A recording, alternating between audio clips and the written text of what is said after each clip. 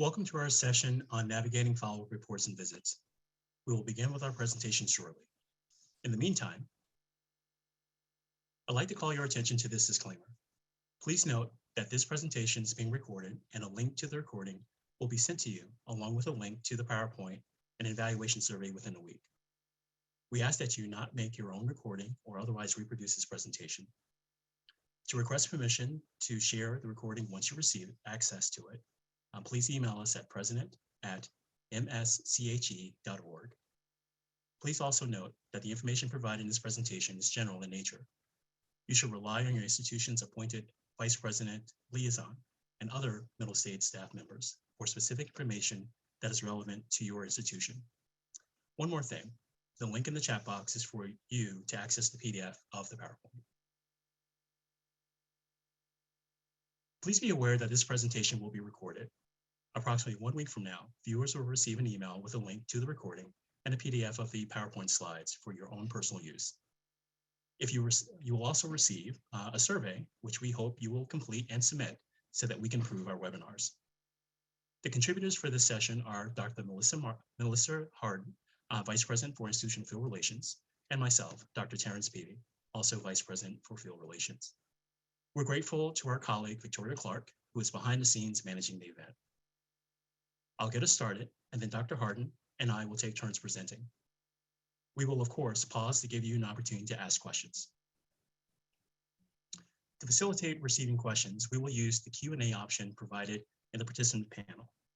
Remember that while we can address general matters during this session, you can discreetly discuss the specifics of any issue of your institution with your institutional vice president liaison, and reach directly out to that individual via email or phone call. We will pause midway and at the end of the presentation to respond to any questions that you may have through the Q&A function.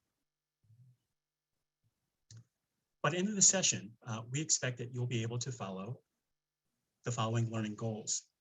Identify the types of follow-up which may be requested by commission action.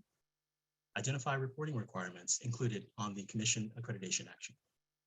Prepare and submit an effective follow-up report. Understand the steps and activities that will occur leading up to and during a follow-up visit. Work with team chair and institutional stakeholders to prepare for the follow-up visit. Conduct an effective follow-up visit. And also to understand what may happen after a follow-up visit and review end.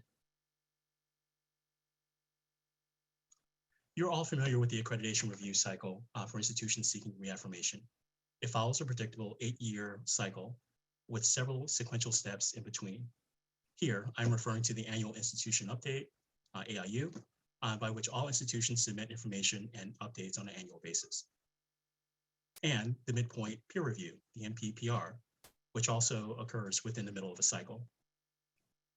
Note in the diagram that there may be also some ongoing activities that don't follow a predictable cycle because they respond to a need that may arise.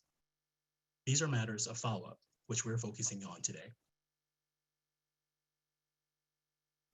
There are several reasons why an institution may be asked to submit a follow-up report.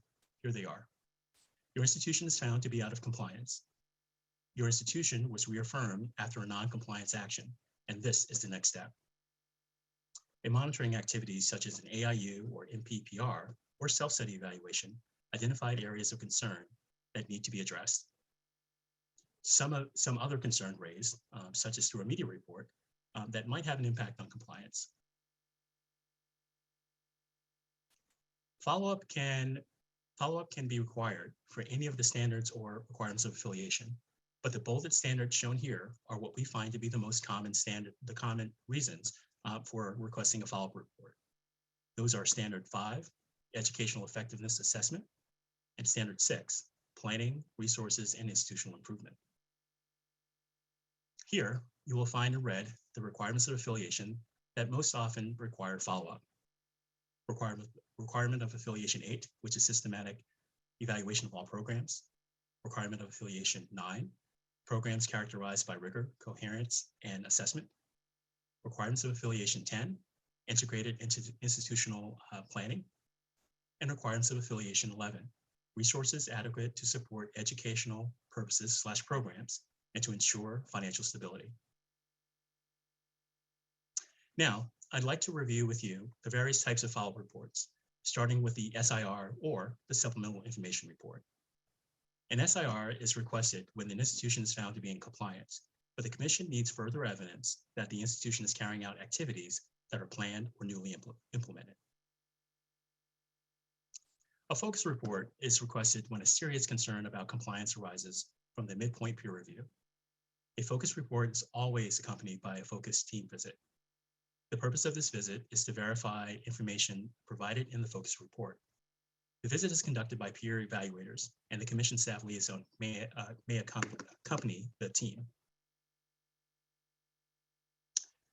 A monitoring report is required when warning or probation action. A monitoring report is always accompanied by a follow-up team visit. A follow-up team visit may also occur when reaffirmation after warning or probation actions. Now I'd like to turn it over to Dr. Harden, who will take you through show cause reports and show cause visits. Thank you, Dr. Peavy. I'll just carry on with outlining other types of reports. So a show cause report is directed when an institution is required to show cause as to why its candidate status or accreditation should not be withdrawn. The institution is also required to submit a teach-out plan and teach-out agreements. A show cause report is always accompanied by a show cause visit. Remember that recommendations are binding and must be acted upon. Recommendations response reporting in conjunction with the AIU refers to Commission direction for the institution to provide narrative responses to recommendations made in a previous accreditation action. A supplemental information report may also be requested for reasons that lie outside of prior accreditation actions. For example, if the Commission receives information, be it from a media or other source, that raises concern about the institution's ongoing compliance with Commission standards for accreditation, requirements of affiliation, policies and procedures, and/or applicable federal regulatory requirements, the Commission will request a supplemental information report to determine the veracity of the original cause for concern. All non-compliance actions include a Commission liaison guidance visit.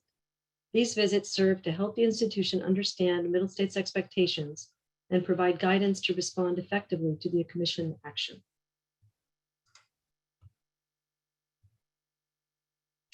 The Commission liaison guidance visit focuses on the specific items indicated in the Commission action. These visits are also an opportunity to educate the institution's community about the action and its implications for the institution's accreditation status, as well as what is being asked of the institution. Depending on the nature of the action, this type of visit may include other staff or Commission representatives. Now let's look at how to read various types of Commission actions. What I'd like to do now is show you several examples of Commission actions. You may already be familiar with two very simple Commission actions that are commonplace.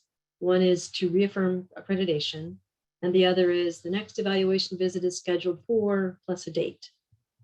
When the Commission asks for follow-up reports, it is a more complex action, the text of which may be quite long. What we're sharing here in this slide is not an extremely long example, but it is complex enough to show you several nuances. The first question is how to read this Commission action. Here we have an example of a Commission action that calls for a focus report. You may recall that a focus report is required when an issue has been identified in the midpoint peer review. That is the only time that there will be an action calling for a focus report. The action begins by identifying the type of report and giving a deadline for submission. We have several standard dates that we use: September 1st, November 1st, March 1st, January 1st. Usually it's the first of the month unless there's some other reason to put it at a later time. And normally the dates are determined with respect to the appropriate upcoming committee meeting to ensure that there's sufficient time for the report to be written and submitted, for the review team to conduct a follow-up visit if included, and for their committee members to review the institutional report, the team report, the institutional response, and other materials. There are a lot of steps that go into this process.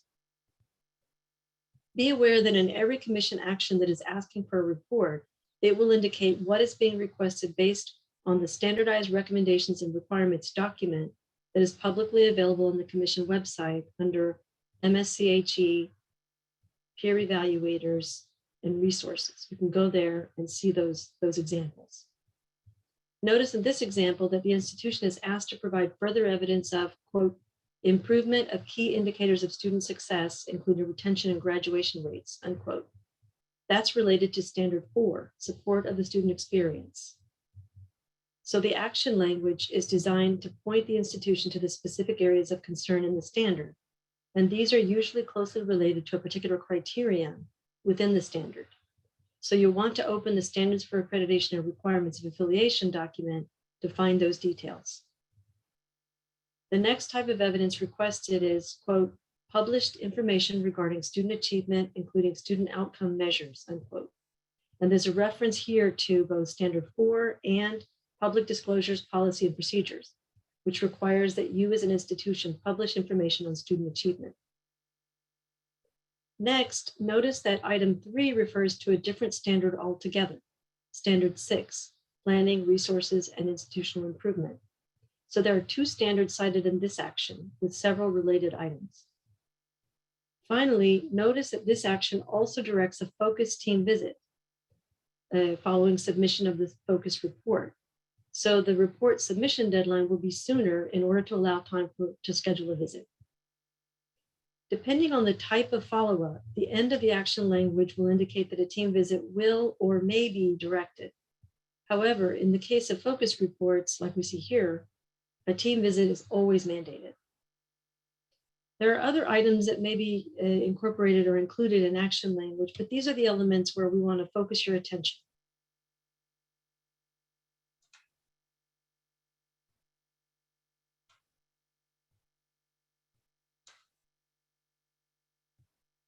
Let's move to the next slide. There we go. Thank you. Here's one other example. This one calls for a monitoring report. The term monitoring is only used in association with a non-compliance action, which, as you know, could be warning, probation, or show cause. This language requests a monitoring report, indicates the due date, and specifies the type of evidence to be provided to demonstrate, quote, that the institution has achieved and can sustain ongoing compliance with standard 3, standard 6, and requirement of affiliation 11, unquote. The inclusion of the ROA is a very serious matter. If applicable, an action of this sort might also include reference to policies and procedures for which evidence of compliance is needed. The action language here then breaks down the type of evidence needed for each standard or ROA. Again, you should refer to the standardized recommendations and requirements document available on our website to see what the items are that are shown in the action language. The final item directs a follow-up team visit. This is a different type of team visit with a special name, similar to the focus team visit. A monitoring report always includes a mandatory follow-up visit.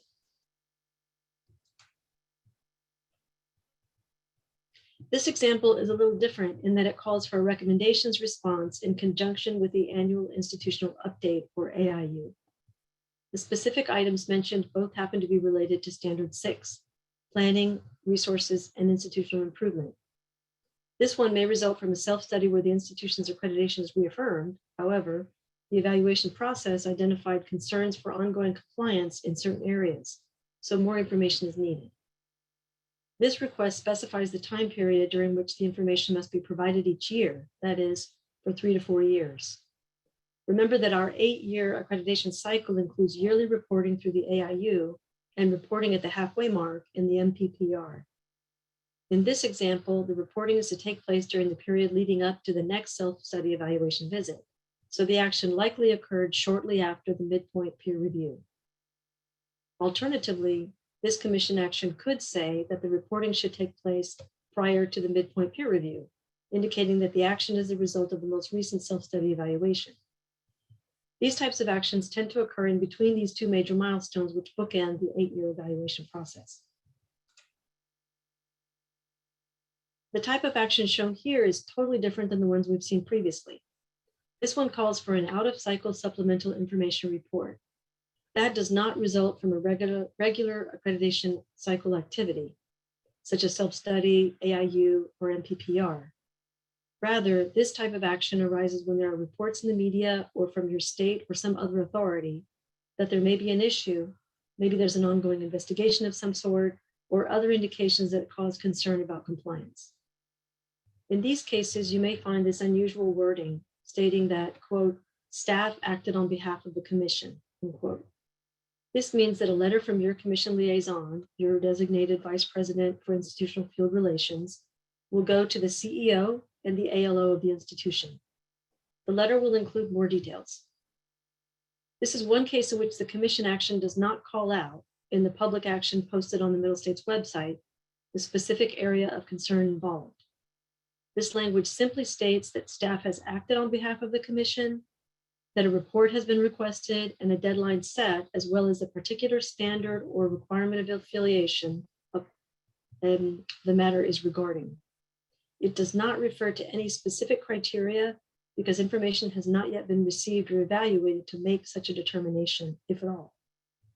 You'll have to refer to the confidential letter to understand the specific areas of concern.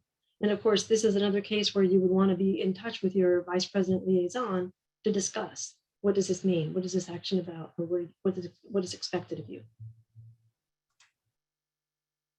Now we'll talk more generally about the key policies, procedures, guidelines, and forms for follow-up. The main policies and procedures we're dealing with today are regarding the accreditation and monitoring cycle. Institutional accreditation liaison officers, or ALOs, are already very familiar with our website, including the sections pictured here. They can be found by going to www.msche.org, clicking on policies, where you can browse or search for our extensive policies and procedures, and even look at policies that are currently under review. You'll notice that these items are usually broken down into separate documents covering policies, procedures, or guidelines.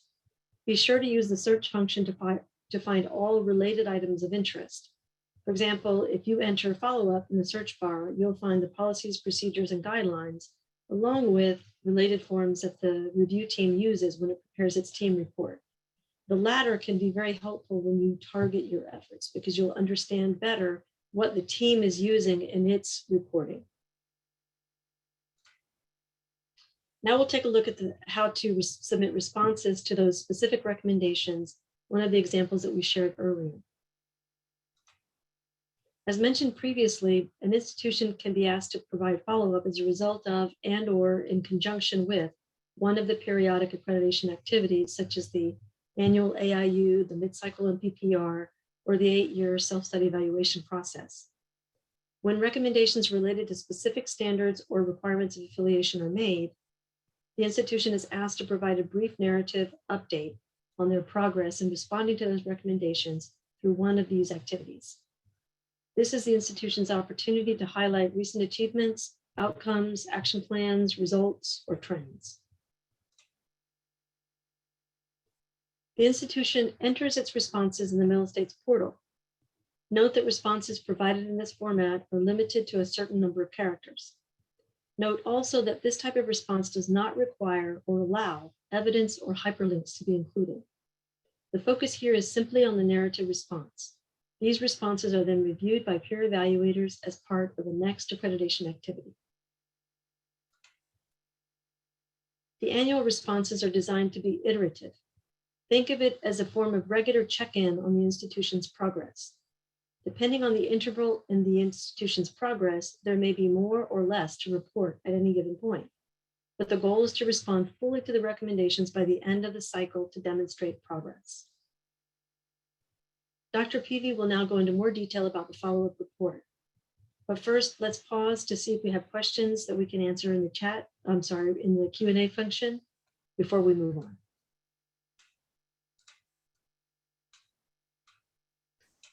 Looks like so far so good. Yeah, there are no questions at this moment. Any questions you'd like to add to the Q&A section? Looks like we do have a question over here in the chat. Does the MPPR appear as a follow-up in an institution's review cycle? The MPPR has its own section in the portal for institutions to follow. And I think there's been some recent communication about the timing of the next MPPR. Anything you want to add to that, Terrence? No, we're actually at the point where we're evaluating the current MPPR, and we will notify the membership very soon about the new form of it and the timing. Very good. Thank you, Dr. Peaty. All right, so let us move on to the follow-up report.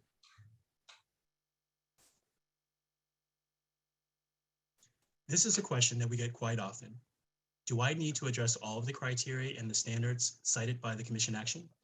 As we saw earlier, the commission action focuses on specific criteria where concerns have arisen and evidence is needed.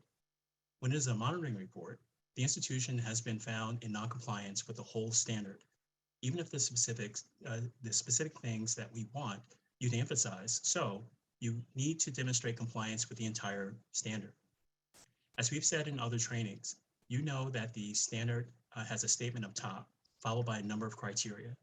So we want you to think of the whole statement and show how you address the standard, and then be very specific based on the criteria and the items called out in the commission action that you need to emphasize. You do need to pay special attention to the recommendation listed on the commission action. Sometimes people ask, how do I address the others? Here's an example. We were cited for standard 6 with a list of criteria, including facilities management. That does not mean that you need to provide the facilities plan. Normally, you would do that in the evidence of self-study. But in this case, you've been cited for noncompliance for standard 6, and one of the main issues was for lack of resources because of the significant decrease in enrollment. So you would have to address the criteria thinking of the issue. So how are you handling facilities, particularly if you're renting space or if you have a lot of surplus residential housing space? What are you doing, and how is it impacting your institution? So you're still addressing the criteria, but you're addressing it with the context of the issues that led to the noncompliance in the first place. The next question that follows is usually, is there a specific report template that we follow? We do not have a template, but we do have this webinar to provide information on how to organize a report. So yes, include a cover letter, but the format thereof is up to you.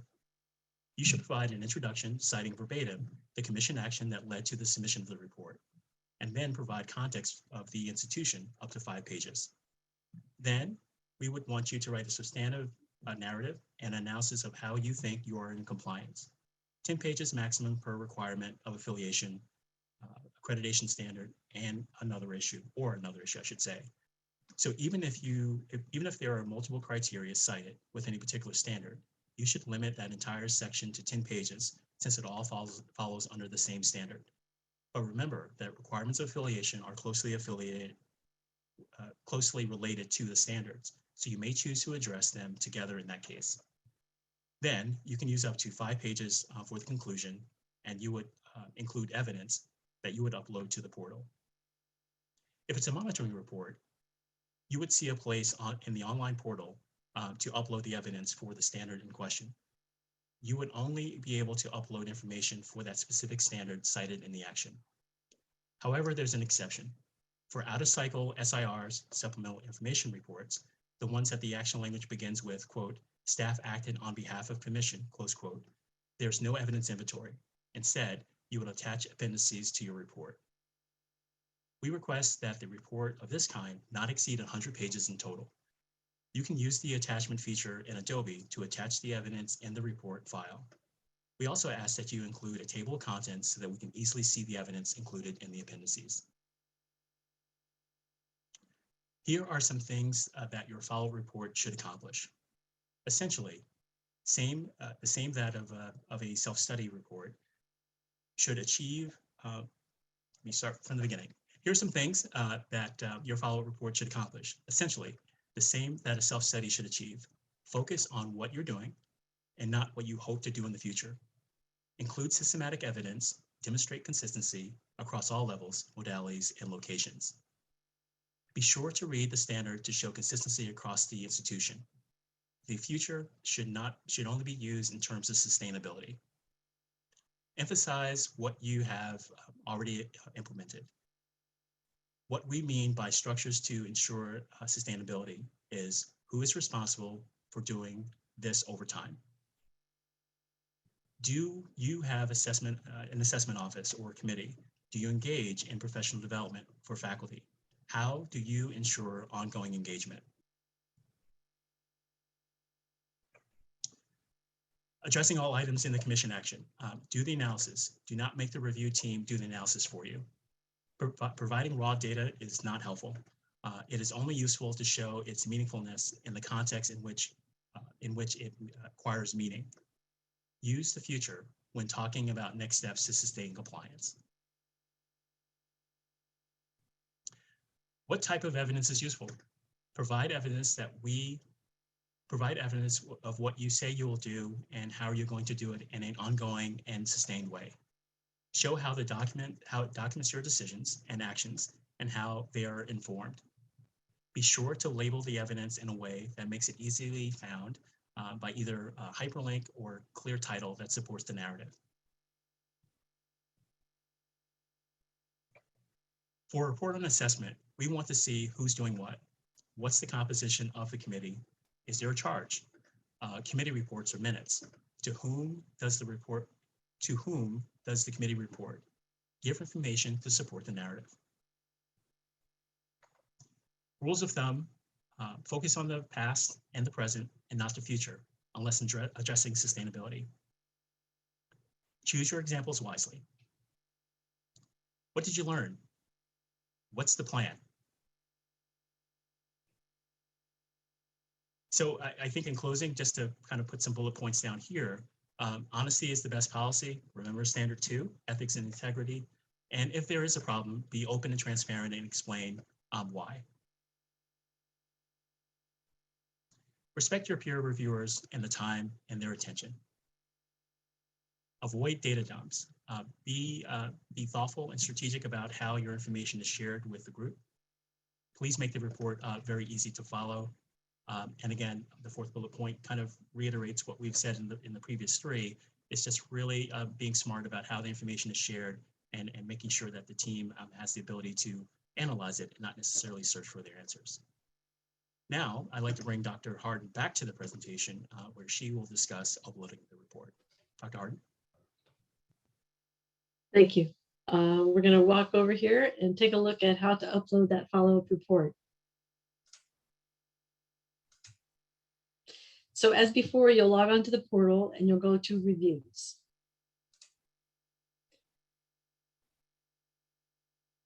Then you can find the section designated for the report you're submitting and follow the instructions to upload your report and evidence.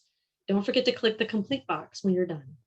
Remember that you can scroll sideways to retrace your steps or the other direction to anticipate upcoming steps. And of course, we understand that any given institution may have multiple reports, so you'll just have to make sure that you're clicking on the one that you're looking for. Of course, as we've already discussed, there are various types of follow-up reports. Each one that applies to your institution will be designated within the portal. And remember to click that complete button after each step. We keep repeating this because it's something that people often miss. The portal helps you track the status of the process, including the part where you will need to affirm the team members assigned to conduct the review. It's especially important to complete that step in a timely manner in order to allow the review team, to access the materials and get started on their work. Now, Dr. Peavy will walk us through the follow-up visit. Thank you. Thank you, Dr. Harden. The follow-up visit. Follow-up visits may be required for certain kinds of follow-up reports and may be requested for other types of reports.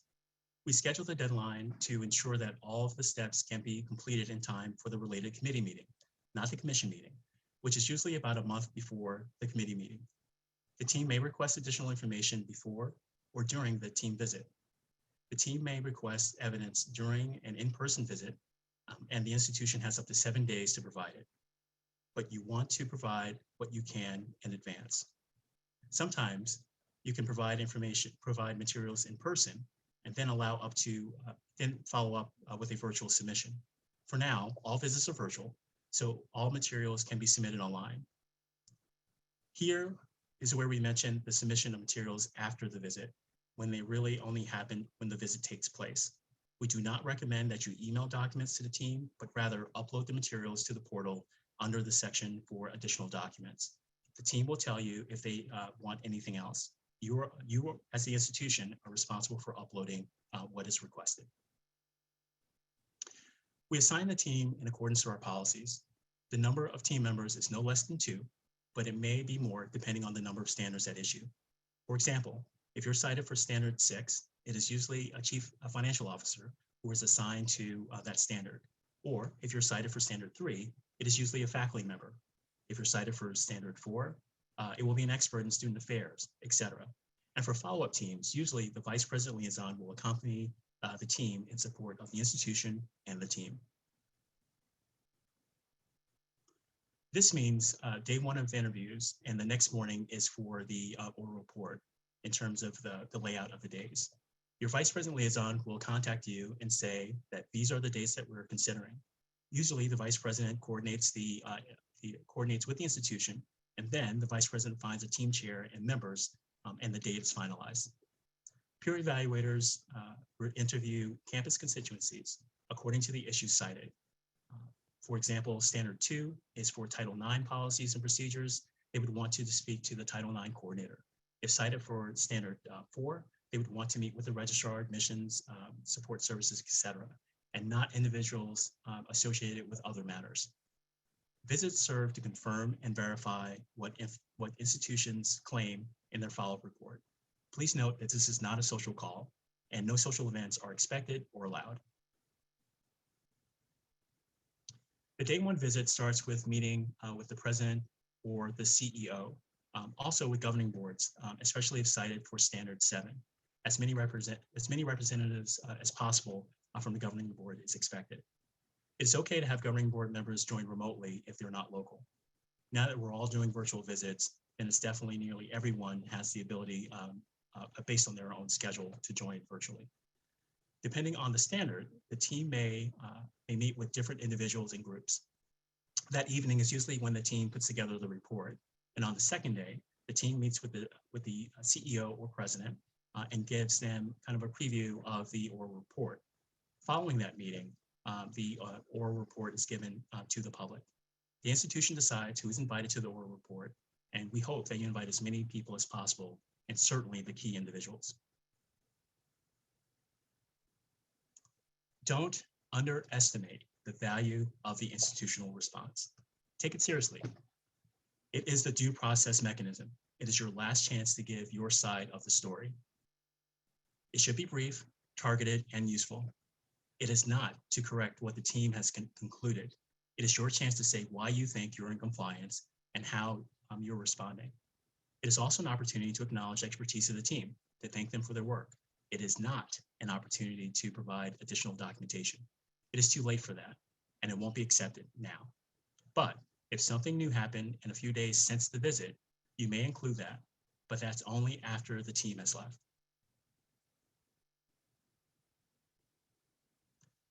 This is a reminder that we have a 3-part process. In the case of follow-up reports, regardless of what prompts them to be directed, it unfolds in the order presented on this slide. 3 tiers of review, all led by peers. Each conducts its own review, but the latter 2 depend on the first, so it's critical that you include all written reports and documentation and evidence for others to review without the benefit of a visit or interview. The first and fundamental level of peer review is the peer review team. The team reads the follow-up report and any evidence submitted and uses them as a primary source. The team may or may not conduct a follow-up visit to the institution. By the way, when a follow-up visit takes place, the vice president or a commission liaison may or may not accompany the team. The Committee on Follow-up Activities conducts its own review, but starts with the team report. The commission makes the final decision and acts on the institution's accreditation, but the point of departure is the action proposed by the Committee on Evaluation Reports, which is grounded in the team's findings. In the case of a monitoring report for noncompliance, even if you are reaffirmed afterwards, there is always a follow-up monitoring report after you are reaffirmed. like a bookend. SIR, a supplemental information report, on the other hand, may trigger another SIR, or ideally, it ends with a commission action that simply acknowledges receipt and does not add further follow-up. The multi-level decision-making process ensures consistency, equity, and fairness across all reviews. Your VP Liaison, we're here to help. Your VP Liaison is available by email, by phone, or video conference. You may request virtual meetings with us, and when we're able to travel again, you can initiate for a separate fee an institution request visit if you choose to do so. We want to remind you that we are not evaluators and we cannot review drafts, but we can talk to you about the process. And we also only offer feedback on self-study designs. And in the case of follow-up, we can engage in conversation. So at this point, this concludes the presentation portion. We would like to open it up for our question and answer session. Just in case you forgot how to do this from the beginning of the presentation, we have the instructions here. Just put your questions in the Q&A part. And what I'll do is I'll ask my partner, Dr. Harden, to see if she has the first question. Sure. So it looks like here's a question. Will the appropriate report items automatically show in the portal based on the results of the team report? I'll let you answer, Dr. Peavy. Sure. Let me read the question one more time. With the appropriate. Sure. So as we had mentioned in the presentation, depending on the type of report you have, you may actually have a template already set. So for instance, if you've been cited for a particular standard, you would actually upload that information into our portal based on the standard. So I'm hoping that was the intent of the question in terms of what you're asking for regarding the uploading of the report.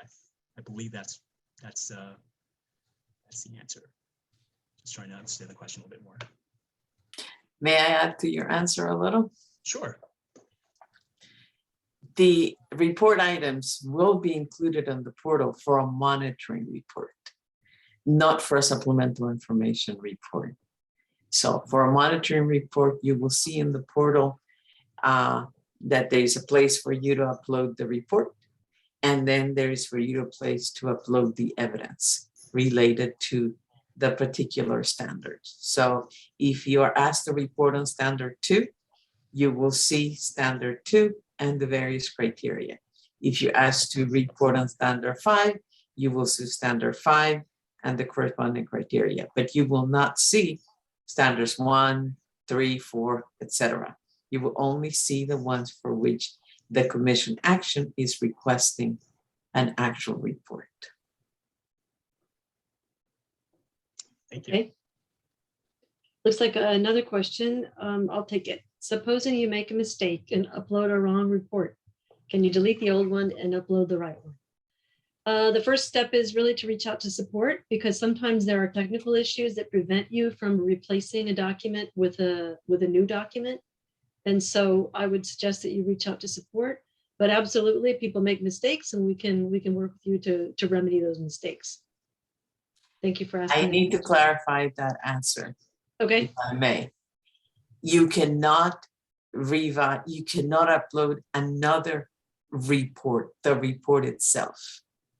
You can, if you made a mistake with the evidence, then you would be able to upload. So what happens when you upload an evidence is that the evidence will be incorporated into an evidence library.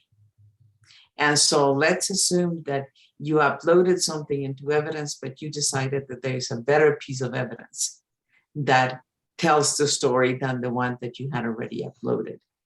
You can upload more into that particular criterion, or you can take it out of the criterion and upload a new one. And the one that you had already uploaded doesn't disappear. It actually remains part of the library, but it's not associated with that particular standard or that particular criterion. But once you have submitted the actual monitoring report and the actual supplemental information report, unless there's a glitch in the system and the file is corrupted, and that you would need to work with our RT office, Once you upload the report, that's the report that stays. You cannot say, oh, I uploaded a report yesterday, but it wasn't that one. I want to put in a new one. So be very, very careful. Do not upload a report unless you know this is your final version. And definitely you would not be able to upload anything else after the deadline. Thank you, Dr. Corbin. So there's actually a follow-up to your first response to the template within the portal. The individual asked, what about requirements of affiliation? How does that affect the uploading process? Requirements of affiliation, depending on the type of report, are identified in the portal, and you may upload files. But normally, the institutions upload information for the requirements of affiliation associated with that particular standard. Now, not all requirements of affiliation are associated with the standard. So there will be specific ones that you will need to upload specifically to that. That is more often the case with evaluation reports rather than follow-up reports. But yes, if the requirement of affiliation is cited, then you upload to the requirement of affiliation. Just check the portal.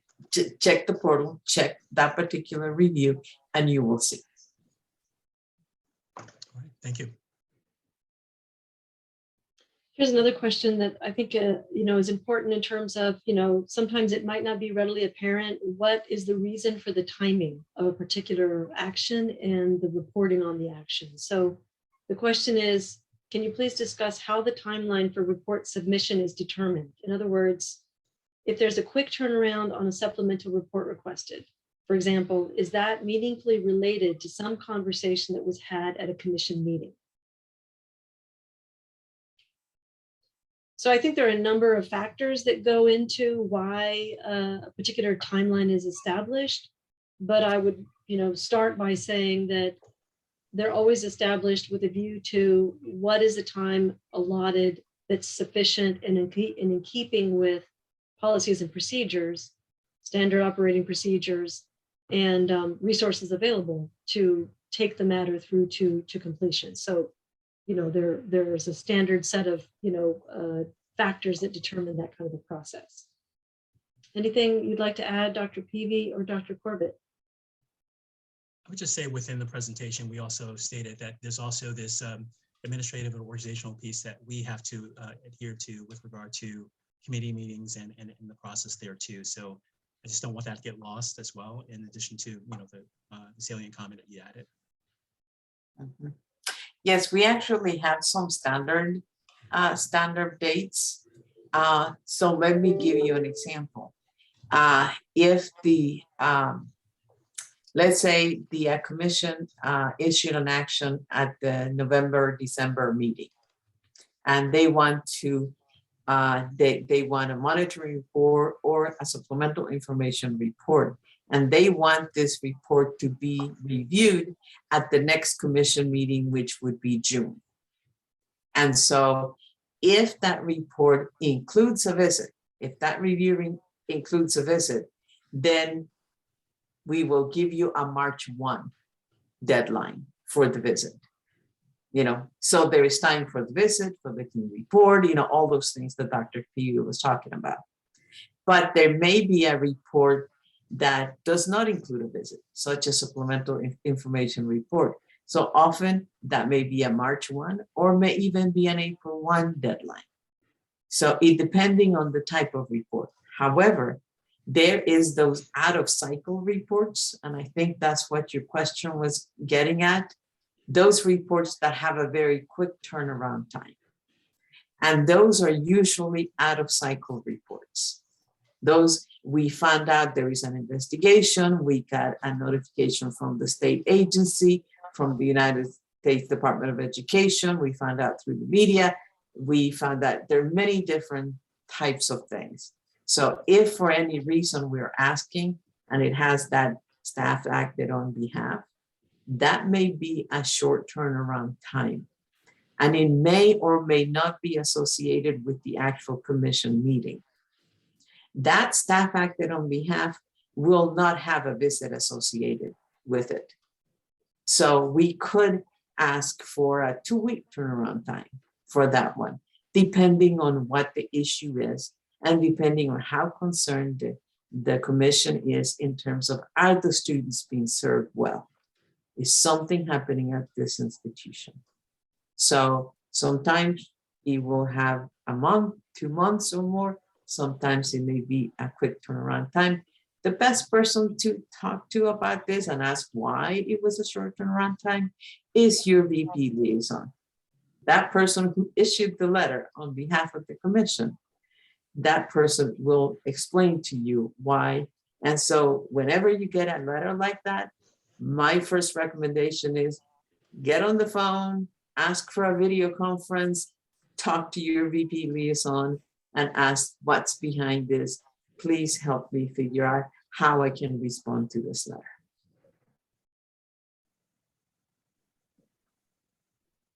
I'm going to take the next one, and then Terrence, you might want to take the second one down. Sure. So the one I was going to respond to, because it referred to, I think, a document that I mentioned in several of my slides. The question is, can you repeat the title of the document that we should review? I think it was stated that there are recommended actions that are linked to specific criterion. The document that I referred to a number of times in my slides is called Standardized Recommendations and Requirements, and it appears in PDF form. You can search for it in the search bar of the Middle States website, or you can look under peer evaluators resources and you'll find it there. And it's important and useful because it shows you the standardized recommendations and requirements language that the review teams use after they complete their review of whatever the report is or the matter. And so that's important for you to know what is the result, to understand how they got to that result. And that way you can anticipate how you should respond to that to answer those issues or those questions that remained open for the reviewers. And I want to pause and see if Dr. Peavy would like to take the next one. I will. I'm going to read the question and attempt to answer it. Referring back to one of the first slides, if we're on follow-up, the report that, if we're on follow-up, report that, for example, a specific recommendation related to one element of standard 3, our report is to focus on the entire standard 3 or just the element of standard 3. So if I'm understanding the statement, this person is asking with regard to, it speaks to the actual language of the commission action. That basically speaks to what you have to do here, but I believe if I'm understanding the question correctly, you would have to address the full standard, similar to one of the slides that I had mentioned in terms of just proving why you're compliant. So again, reach out to your VP liaison if there's some additional information that obviously you can't share publicly, but I would say initially that you would want to address the full standard for your follow-up report.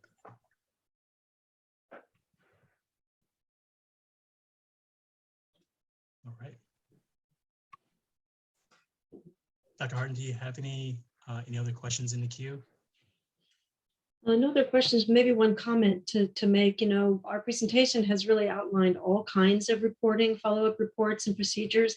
And, most of them probably don't apply to most of the viewers, but we're hoping that in understanding the various types of follow-up reports that can be required or requested and the process for each of those, you'll be able to sort of situate whatever situation or action you may be currently dealing with in kind of a continuum of the kinds of actions that do occur, so that you have a better appreciation of what your particular action means for you and your institution. So hopefully that background information will help to provide sort of the larger context for what you're looking at if you're currently having any kind of follow-up required of you.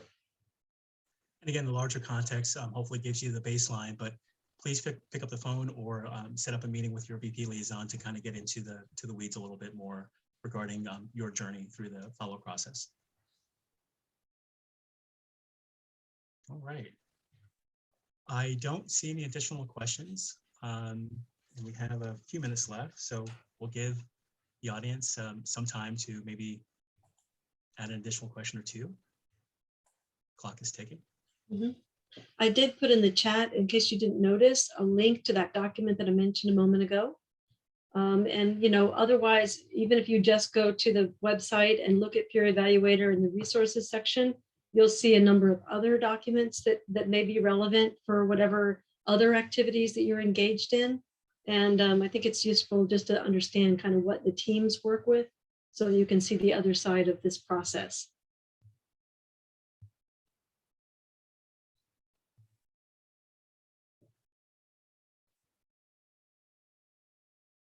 All right, so we're at the end of our presentation, and we want to thank the viewers for participating, and also thank our colleague, Victoria Clark, for all of her assistance today. Thank you for joining us, and have a wonderful afternoon.